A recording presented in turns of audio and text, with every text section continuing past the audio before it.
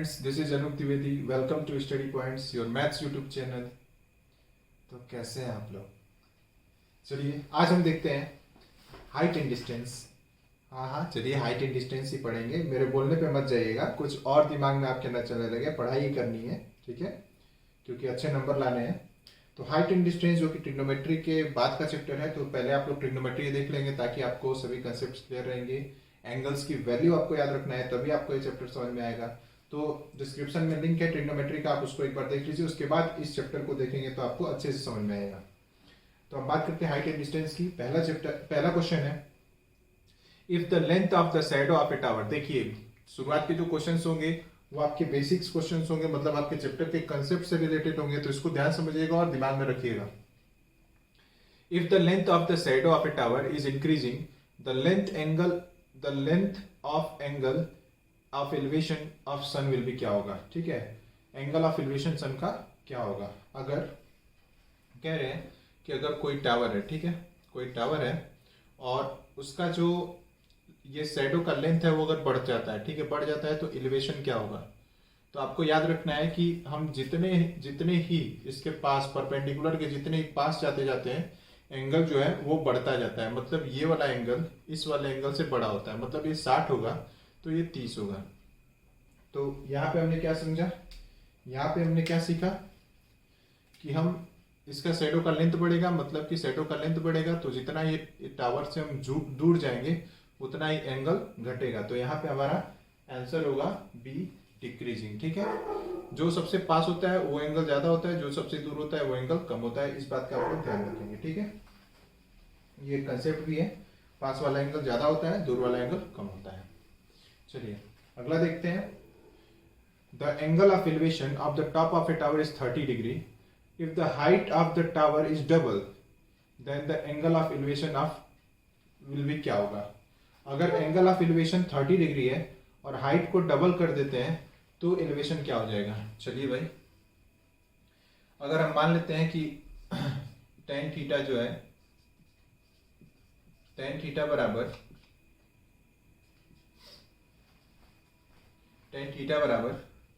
h by x, ठीक है, जहाँ पे h जो है ये थीटा ले लेते हैं, इसको h जो है हाइट ले लेते हैं, x डिस्टेंस ले लेते हैं. तो tan थीटा बराबर h बाई एक्स है.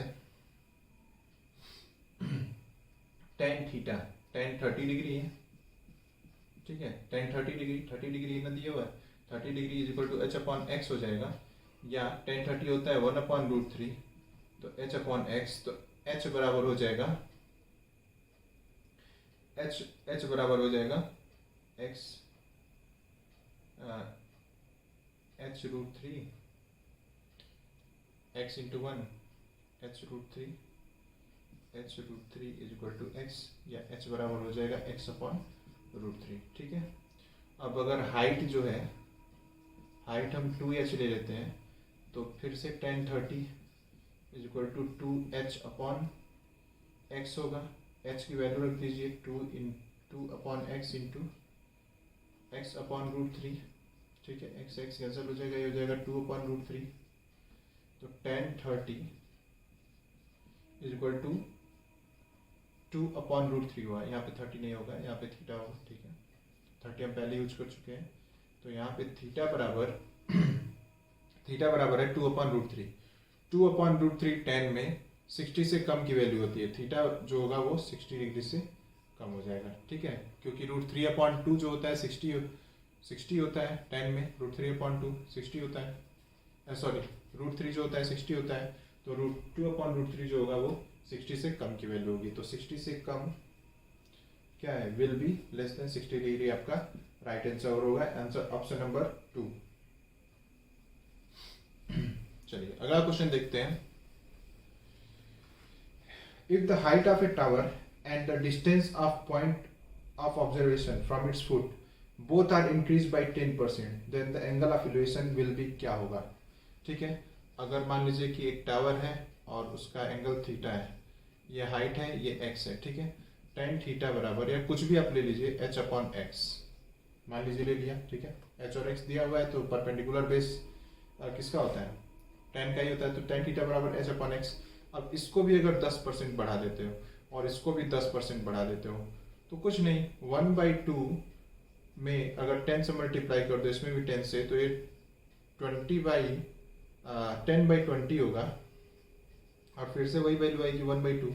ठीक है, तो हमारा जो दोनों अगर इक्विवेलेंट चेंज हो रहा है तो थीटा में कोई चेंज नहीं आएगा, थीटा वही रहेगा। ठीक है, इक्विवेलेंट होगा, तो आपका तीसरे का आंसर हो जाएगा रिमेन अनचेंज, यानी कि सेम रहेगा। ठीक है, थीटा में एंगल में कोई, अगर दोनों एक साथ बढ़ाते हैं तो कोई नहीं होगा। तो कह रहा है कि डिस्टेंस और हाइट दोनों को बढ़ाया जाए, कह रहा है कि distance of the point of observation और फुट दोनों को बढ़ाया जाए, तो क्या होगा, हाइट को भी और डिस्टेंस दोनों को बढ़ाया जाए, एच और एक्स दोनों को बढ़ाया जाए 10%, तो एंगल में कोई चेंज नहीं आएगा। चलिए, सही बात है भाई, अगर मान लीजिए कोई ट्रायंगल बन ही रहा है, ठीक है, अब आप इसको बढ़ाते जाइए और उतना ही इसको ही बढ़ाते जाइए, तो बात बराबर रहेगी, एंगल अपना उतना ही रहेगा, वही रहेगा, कॉमन सेंस की बात है। चलिए अब क्वेश्चन पे आ जाते हैं। तो ये तीनों क्वेश्चन जो था वो कंसेप्चुअल क्वेश्चन था। क्वेश्चन है, the ladder 50 meters long just reaches the top of a vertical wall. एक वॉल है जिसपे एक लेडर मतलब सीढ़ी होता है, लकड़ी की सीढ़ी लगी हुई है। ठीक है, चलिए इसको मिला के ग्राउंड लेवल बना देते हैं। Just reaches top of a vertical wall, ladder makes an angle of 60 degree. 60 degree का एंगल अगर यहाँ से बनाता है with the wall, then height of the wall will be, क्या होगा, 15 मीटर का ये है और हाइट पूछ रहा है। ठीक है, सबसे पहले मैं बता दूं, अगर 60 डिग्री ये एंगल है तो इसके लिए ये परपेंडिकुलर होगा और ये बेस होगा। ठीक है, और हाइपोटेनस तो आपको पता है ऑलरेडी यही होगा। तो बेस और हाइपोटेनस दिया हुआ है, परपेंडिकुलर नहीं दिया हुआ है, तो बेस और हाइपोटेनस होता है कॉस में। तो यहाँ पे हम कॉस 60 यूज करने वाले हैं, जो होगा h/15। ठीक है, कॉस 60 की वैल्यू होती है √3/2, नहीं साइन 30 का 1/2, तो कॉस 60 का 1/2, और h/15, तो ये हो जाएगा h बराबर 15/2, तो ये हो जाएगा 7.5 मीटर। ठीक है, तो 7.5 मीटर हमारा ए राइट आंसर हो जाएगा। कॉस क्यों यूज किया हमने, क्योंकि इसमें बेस और हाइपोटेनस था, इसलिए कॉस यूज किया। ठीक है, तो ट्रिग्नोमेट्री अगर आप पढ़े हो तो हाइट एंड डिस्टेंस का अकॉर्डिंग टू क्वेश्चन आप फिगर बना लेंगे, और फिगर बना लेंगे तो क्वेश्चन आपका आधा सॉल्व हो जाएगा। चलिए अगला क्वेश्चन देखते हैं। एन ऑब्जर्वर 1.5 मीटर टॉल, एक ऑब्जर्वर है, देखिए जिस तरह क्वेश्चन पढ़ रहे हैं उसी तरह बनाते जाइए। एक 1.5 मीटर टॉल ऑब्जर्वर है जो 20.5 meter away from a tower, एक टावर से 20.5 मीटर की दूरी पे खड़ा है। टावर भी बता देते हैं। ठीक है, टावर 22 मीटर हाई, टावर की हाइट 22 मीटर है। चलो भाई,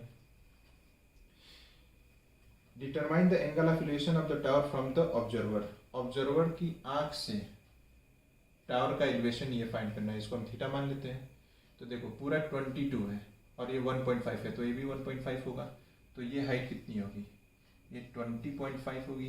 ठीक है, माइनस कर देंगे 22 में से 1.5, तो और ये 20.5 है, तो ये भी 20.5 होगा। ठीक है, अब इसके लिए परपेंडिकुलर और बेस के लिए, थीटा के लिए परपेंडिकुलर होगा या बेस होगा, तो tan थीटा बराबर हम ले लेंगे 20.5/20.5। ठीक है, जो होगा 1, तो tan थीटा बराबर क्या हो जाएगा, tan 45, तो थीटा बराबर क्या हो जाएगा 45, तो 45 हमारा राइट आंसर हो जाएगा।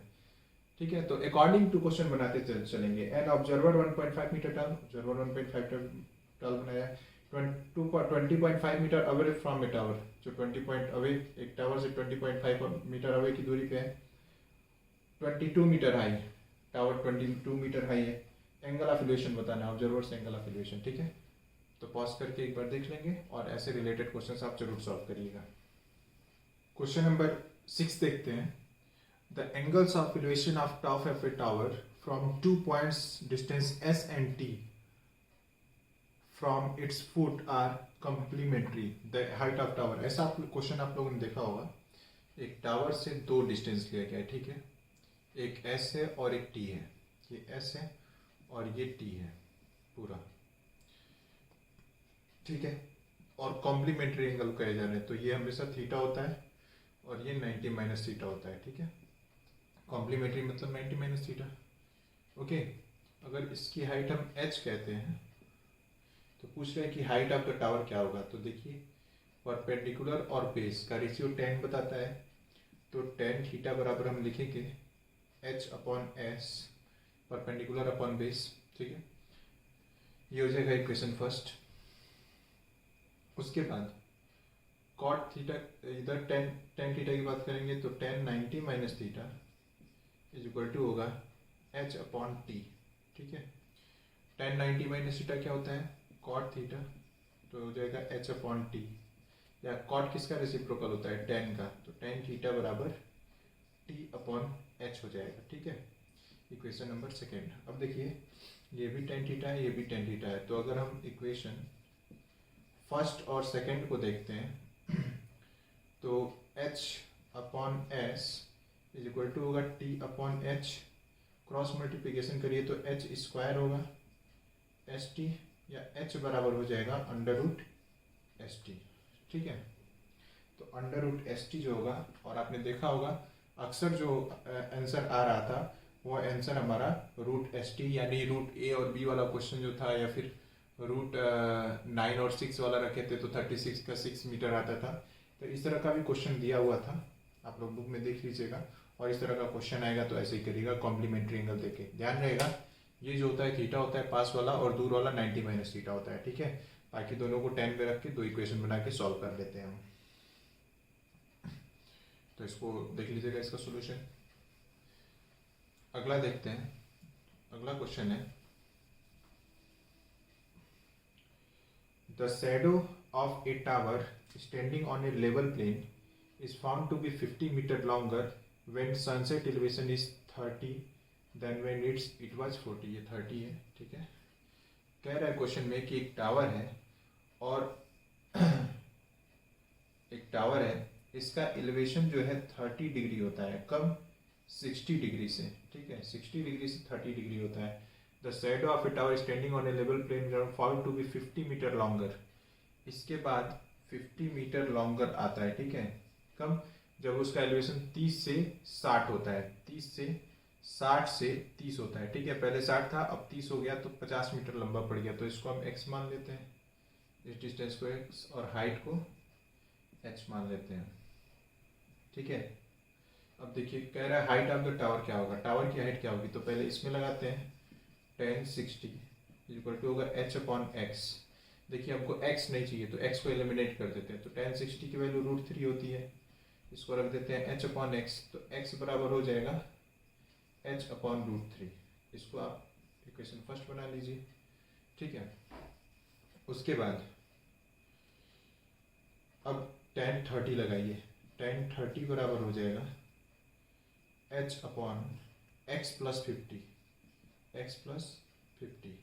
आपको पता है 1030 की वैल्यू होती है 1 अपॉन √3, तो 1 upon √3 is equal to h upon, यहाँ पे x की वैल्यू रख दीजिए h upon √3 plus 50। Cross multiplication करिए तो h √3 इज इक्वल टू हो जाएगा h अपॉन √3 प्लस 50। ठीक है, ये 1 से मल्टीप्लाई होगा, इससे होगा h √3 को एक पास रखिए तो h √3 minus h upon √3 is equal to 50 होगा, या h कॉमन ले लीजिए तो ये हो जाएगा √3 माइनस 1 अपॉन √3 बराबर 50, या 3 minus 1 h 2h upon √3 equal to 50, या ये कट जाएगा 25 टाइम में, h बराबर हो जाएगा 25√3 मीटर। ठीक है, तो हाइट आ जाएगा 25√3 मीटर। इस तरह से आप सॉल्व कर सकते हैं। ध्यान रहेगा x हमको नहीं चाहिए तो x में ही दोनों इक्वेशन को लिख लेंगे। ठीक है, पहले x की वैल्यू निकाल लेंगे, x हमें नहीं चाहिए तो यहाँ पे x की जगह पे रख देंगे h√3 और सिंप्लीफाई कर लेंगे। तो इस तरह से हमारा आंसर आएगा 25√3 मीटर हाइट। ठीक है, स्क्रीनशॉट ले लीजिएगा, प्रूव करके समझ में आ जाएगा। चलिए अगला देखते हैं। If a man standing on a platform 3 meter above from the surface of a lake observe a cloud and its reflection in its lake, then angle of elevation of cloud. देख लें नंबर में है कि क्या पूछ रहा है, तो यहाँ पे कंसेप्ट पूछ रहा है, इक्वल होगा डिप्रेशन ऑफ रिफ्लेक्शन के, डबल होगा डिप्रेशन ऑफ रिफ्लेक्शन के, नॉट इक्वल होगा angle of depression of reflection के, या इंफॉर्मेशन इनसफिशिएंट है। तो देख लीजिए एक आदमी है, ये आपका वो हो गया। ठीक है, ये आपका एक लेक हो गया, और एक आदमी जो है 3 मीटर ऊंचाई से खड़ा है, एक बादल को देखता है। इसके रिफ्लेक्शन को, बादल को यहाँ पे लेक के सरफेस पे देखता है।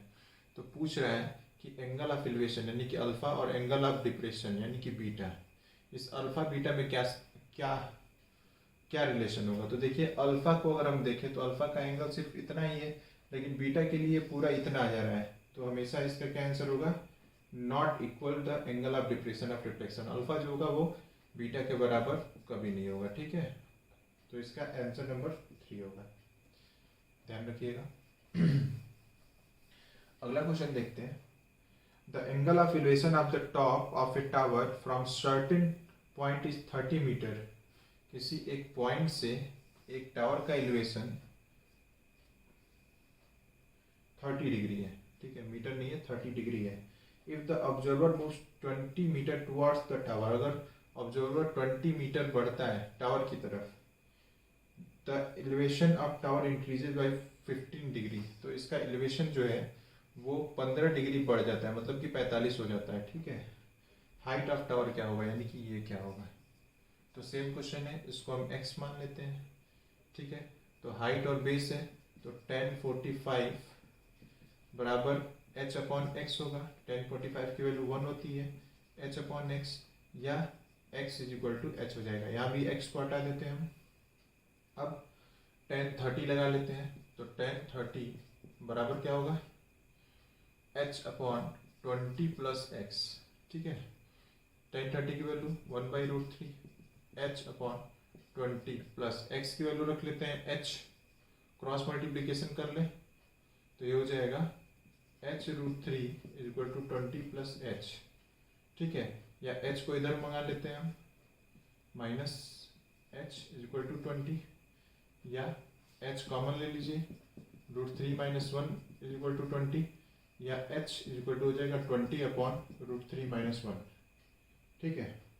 अब इसको हम सिंप्लीफाई कर लेंगे, तो 20 upon √3 minus 1 into √3 plus 1, √3 plus 1 rationalise कर रहे हैं हम, तो 20 इंटू √3 प्लस 1 अपॉन ये हो जाएगा 3 माइनस 1 इज इक्वल टू 2, 2 से कट जाएगा 10, तो 10√3 प्लस 1, तो हमारा आंसर आ जाएगा 10√3 plus 1, answer number A, okay.